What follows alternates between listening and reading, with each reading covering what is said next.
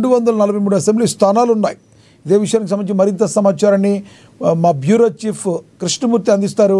కృష్ణమూర్తి చెప్పండి, ఇక్కడ ఎన్డీఏ కూటమి ఆధిక్యంలో ముందుకు వెళ్ళడాన్ని ఎలా చూడాలంటారు?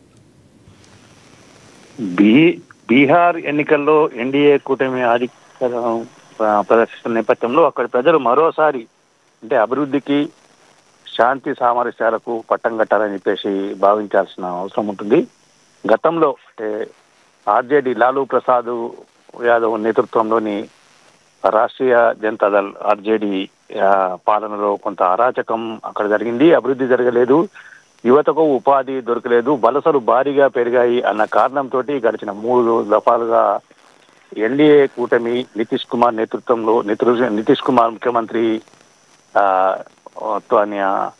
అంగీకరిస్తున్నటువంటి బీహార్ ప్రజలు ఎన్డీఏ కూటమికి పట్టం కడుతూ వస్తున్నారు. తాజా కూడా అదే జరిగింది. తాజాగా అంటే రాహుల్ గాంధీ కొద్ది కాలంగా అంటే ప్రతిపక్షాల ఓట్లు చేయకూడదు, ప్రతిపక్షాల ఓటు ఏకం కావాలి అన్న ఉద్దేశంతో కొంత ప్రయత్నాలు చేసినప్పటికీ అది కొంత బెడ్స్ కొట్టిందని చెప్పచ్చు. కాంగ్రెస్ పార్టీతో సహా మిగతా ఆర్జేడీ మిగతా అన్ని కూడా ఏకమై ఎన్డీఏ మీద కొంత యుద్ధం ప్రకటించి భారీ ఎత్తున పోరాటం చేశాయి. రాహుల్ గాంధీ అయితే కాలికి బల్పం కట్టుకొని బీహార్ మొత్తాన్ని గడిచిన 3-4 నెలలుగా అక్కడే మకాం వేసి బీహార్లో ప్రతి విషయాన్ని చేశారు. ఓట్ చోరీ విషయంలో కూడా కొంత ఎన్డీఏ ప్రభుత్వం యొక్క అరాచకాలను ఎండగట్టని ప్రయత్నం చేసినప్పటికీ బీహార్ ప్రజలు కాంగ్రెస్ పార్టీని తిరస్కరించారు, రాహుల్ గాంధీ యొక్క నాయకత్వాన్ని తిరస్కరించారని చెప్పచ్చు.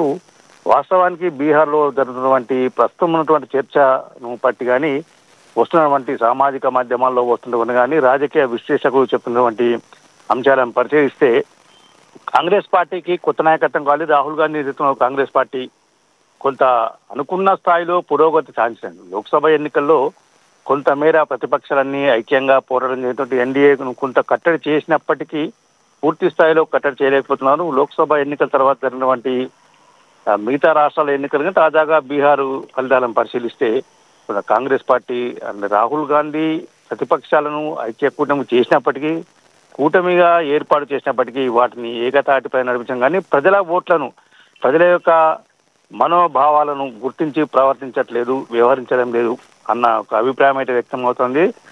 బీహార్లో మరోసారి ఎన్డీఏ కూటమిలోని నితీష్ కుమారా లేకపోతే వేరే వాళ్ళ అనేది కొంత ఎన్డీఏ పక్షాలు కూర్చొని చర్చించిన అవకాశం ఉంది. 3 పార్టీలతో కూర్చున్నటువంటి ఎన్డీఏ కూటమి ఆధిక్యం సాధించిన అక్కడ కొనసాగుతుంది.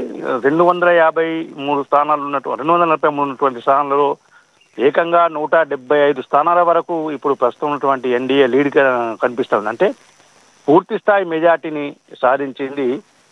ప్రమాణ స్వీకారం ఏర్పాట్లు ఏంటిది అనే విషయంలో ఎవరు ముఖ్యమంత్రి అనే విషయంలో ఎన్డీఏ కూటమి తేల్చుకునే పనిలో కొంత నిమగ్నమైన చేస్తామండి. ఇప్పటికే గిరిరాజ్ సింగ్ లాంటి కేంద్ర మంత్రులు కొంత చెప్పారు. అంటే బీహార్ ప్రజలు అభివృద్ధిని కాంక్షించారు. అక్కడ యువత కూడా గత పాలనలో జరిగినటువంటి విషయం కానీ ఎన్డీఏ కూటమిలో నరేంద్ర మోడీ నేతృత్వంలో జరుగుతున్నటువంటి అభివృద్ధి కార్యక్రమాలు బీహార్ యొక్క ప్రజలకు తీసుకున్నటువంటి సంక్షేమ పథకాల విషయంలో కొంత అక్కడి ప్రజలు పట్టం కట్టాలని చెప్పేసి కేంద్ర మంత్రి గిరిరాజ్ సింగ్ కూడా వ్యాఖ్యలు చేశారు. దీన్ని బట్టి పరిశీలిస్తే ఎన్డీఏ కూటమి మరోసారి హవా నడిపిస్తుందని చెప్పొచ్చు. కాంగ్రెస్ పార్టీ అనుకున్న స్థాయిలో పురోగతి సాధించలేదని చెప్పొచ్చు. Thank you Krishnamurthy.